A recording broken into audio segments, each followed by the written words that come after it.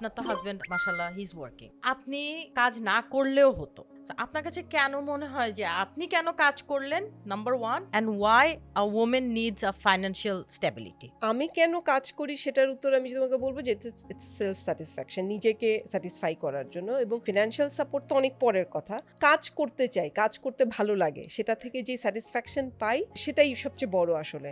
আর আমার কাছে মনে হয় সেটাতে একটা মানুষের যে কনফিডেন্স বাড়ে সেটাই তাকে গ্রো করতে হেল্প করে। অবশ্যই আমার হাজবেন্ড আমাকে চালাতে পারছে, আমাকে হাত খরচ দিচ্ছে, কিন্তু নিজে যখন তুমি সেটা করতে পারো সেটার একটা আলাদা ভ্যালু আছে, বা নিজের প্রতি নিজের একটা ভালোবাসা তৈরি হওয়া, যেটা থেকে আমি নিজেকে স্যাটিসফাই করছি। আই থিঙ্ক এটা ভেরি ইম্পর্টেন্ট। না, আগে যেমন আমাদের বাবা মার কি হতো, আমার বাবা যে টাকা আমার মার হাত খরচ দিত সেখান থেকে মা হয়তো জমিয়ে বাবাকে একটা গিফট দিত।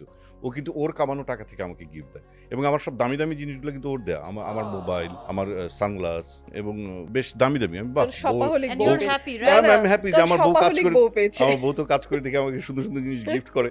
হ্যাঁ, No, এটাই। এই জন্য আমি বলবো সব হাজবেন্ডকে যে বউদের কাজ করতে না, দিন। তবে মেয়েদের কাজ করা অবশ্যই জরুরি। ইভেন আমি আমার মেয়ের জন্য এই দৃষ্টান্ত রেখে দিতে চাই, তুমি মেয়ে বলে তুমি শুধু বিয়ে করে তুমি সংসার করবে তা না। এটা তার জন্য একটা এক্সাম্পল যে মা হচ্ছি, সংসারও চালাচ্ছি, কিন্তু আমি কাজও করছি। এবং কাজটা হচ্ছে নিজের আইডেন্টিটি ক্রিয়েট করা, নিজের আইডেন্টিটিটাকে আরো স্ট্রং করা, আমার কাছে মনে হয়।